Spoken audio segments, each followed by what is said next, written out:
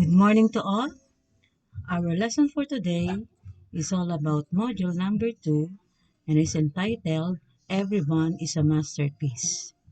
So for today's competency, here is the most essential learning competency that we are going to have for today's topic. And that is to recognize different types of compounds based on their properties. And let us now know the expectations for our lesson today. Number one is to identify and describe ionic and covalent compounds based on their chemical formula and chemical names. Number two is to enumerate and discuss different physical properties of an ionic and covalent compound. And number three, distinguish ionic from covalent compounds based on their physical properties. And this lesson is anchored in a division made module from SDO Caloocan.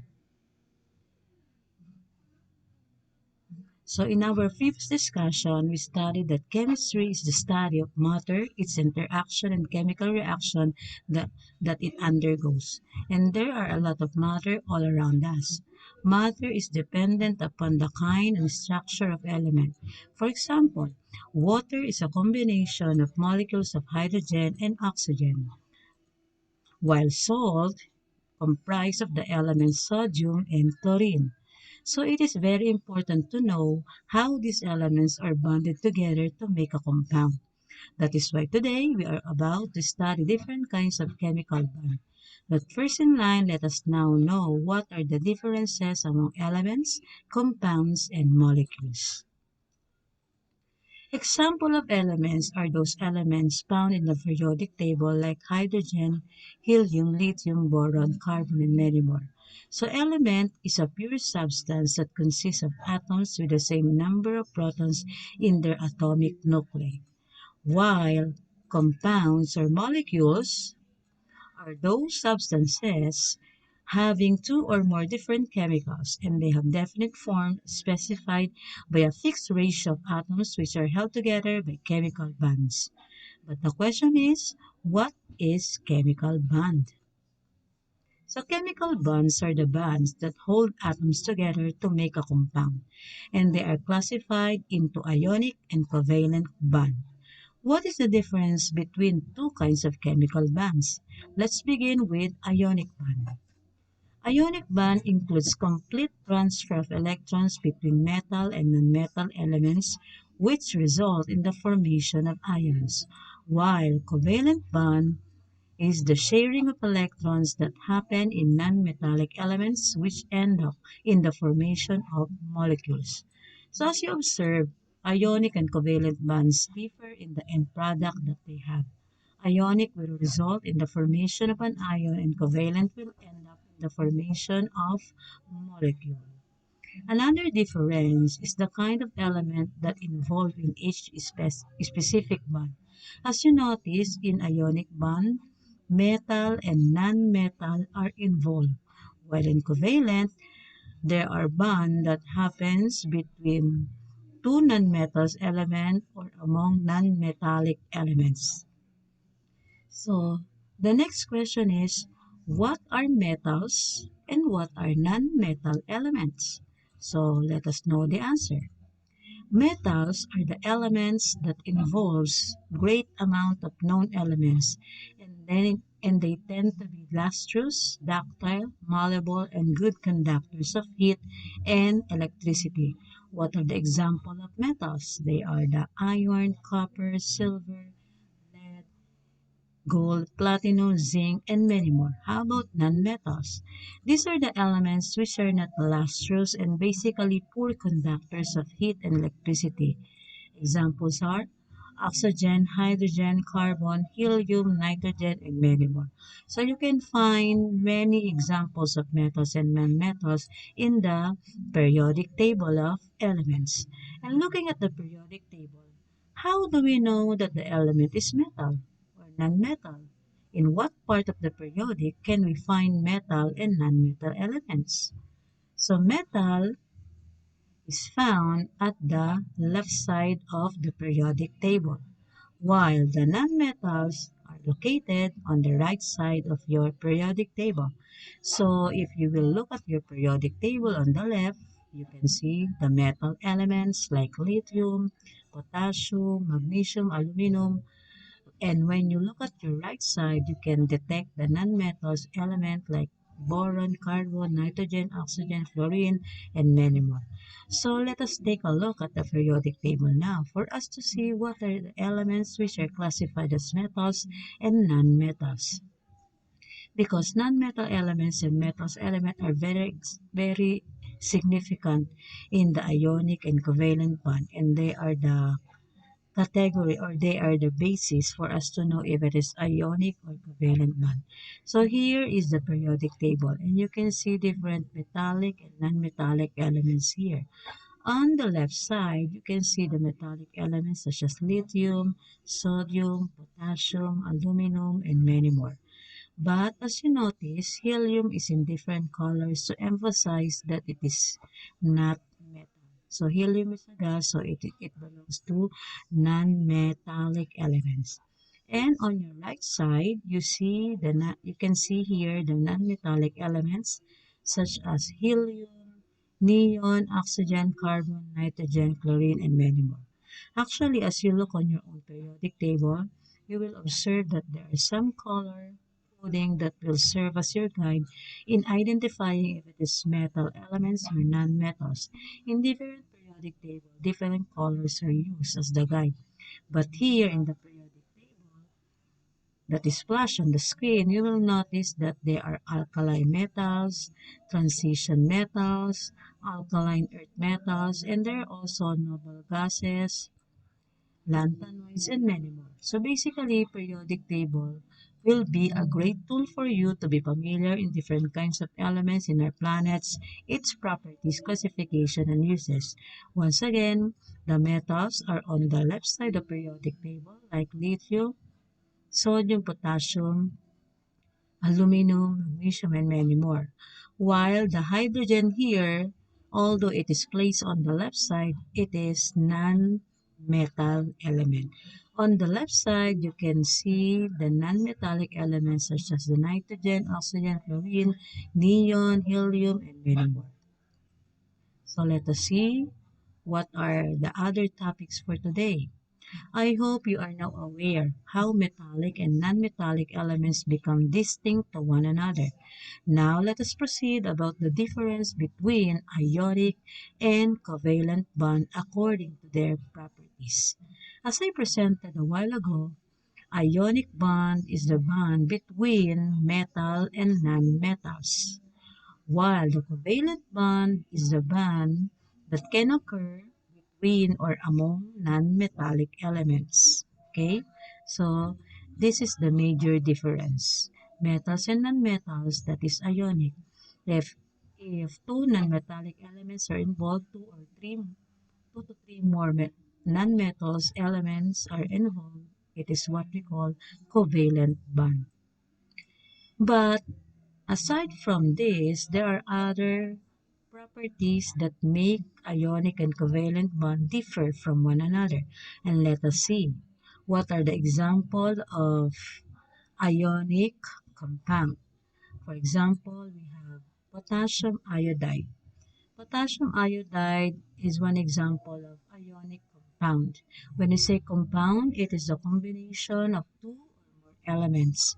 So here we can see the potassium.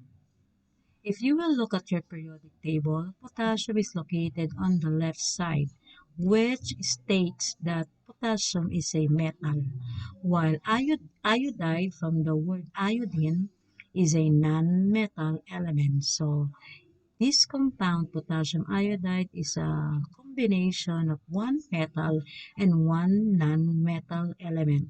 So meaning to say, they are what we call ionic compound. Okay?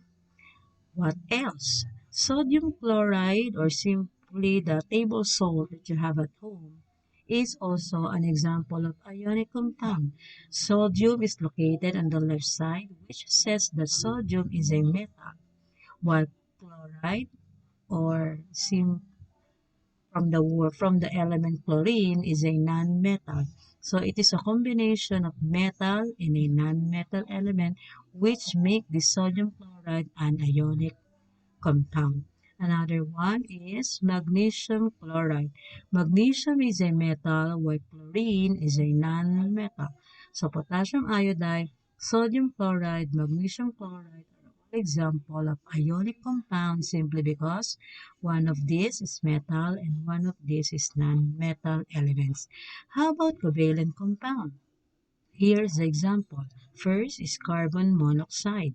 Carbon is a Carbon is a nonmetal. Monoxide came from the element oxygen. Mono is a prefix which means one.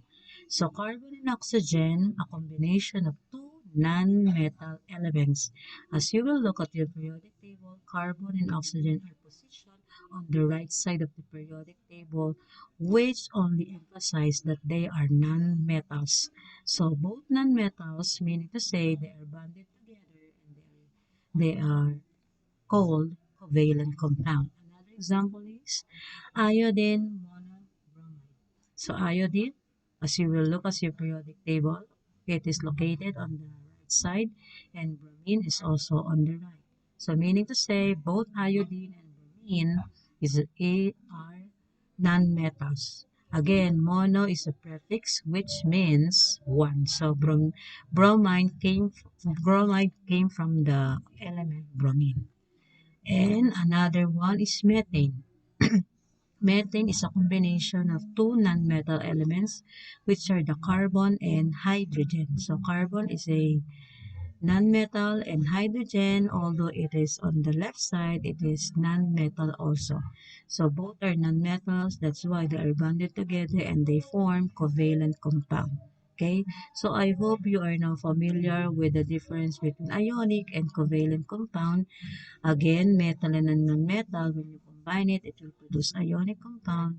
But if you will combine two or more non-metal elements, they will form covalent compound as you can see on your screen now. What else are the difference between ionic and covalent compound? Let's go further to the difference between ionic and covalent compound. Let us now proceed to the properties of ionic and covalent compound for us to see how they become different from one another. So here are the properties. For example, the melting point of covalent compound is low, while the melting point of ionic compound or ionic bond is high. Another property is the boiling point. The boiling point of covalent bond is low, while the ionic bond boiling point is high.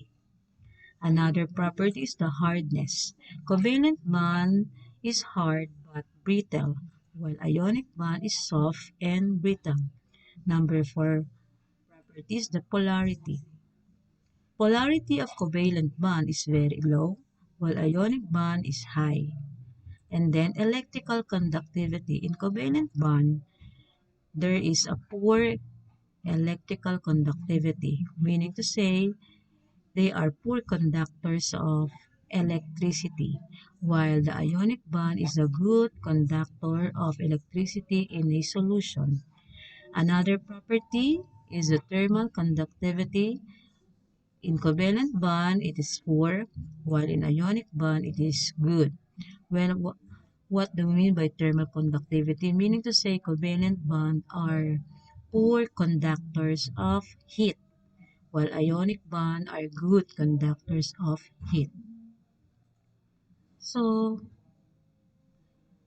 since we know all the properties and what makes ionic and covalent bond differ from one another, I hope you can now apply the lesson that we have today in the following sheet work. And here is your sheet work number 2. For you to check your understanding, kindly write I on your notebook if the item presents ionic, and letter C if it is covalent bond. And you have 2 minutes to do this, and you may start now. Number 1, carbon dioxide. Number 2, sodium bromide. Number 3, lithium iodide. Number 4, water. Number 5, low melting point. Number 6, conductor, good conductor. And number 7, ethanol. So what do you think? Is carbon dioxide ionic or covalent? Right I or A? Right I or C? Is sodium bromide ionic or covalent? How about lithium iodide? The water. Which bond has a low melting point and which bond is a good conductor of heat and electricity? How about ethanol? Is it ionic or covalent? So just write I or C. Okay, let's begin. Okay, time's up. Let us check your answer. Please check your own work. For number one, the answer is covalent. In number two, the answer is ionic. In number three, that is ionic. In number four, water is a covalent compound. Low melting point goes to covalent, while good conductor of heat and electricity is a ionic bond. And ethanol is one example of alcohol, and that is covalent compound. So 7/7. So I hope everybody got high score in our seat work number 4. So our lesson for today is very short. But before we end up, take note of the following activities that you have to accomplish this week. For number one, of course, we have quiz number 3 in Google Form, and your performance number 3 should be uploaded in the Google Classroom, and your module number 2 also should be uploaded in Google Classroom clearly and readable. That's all for today. Thank you for listening and goodbye.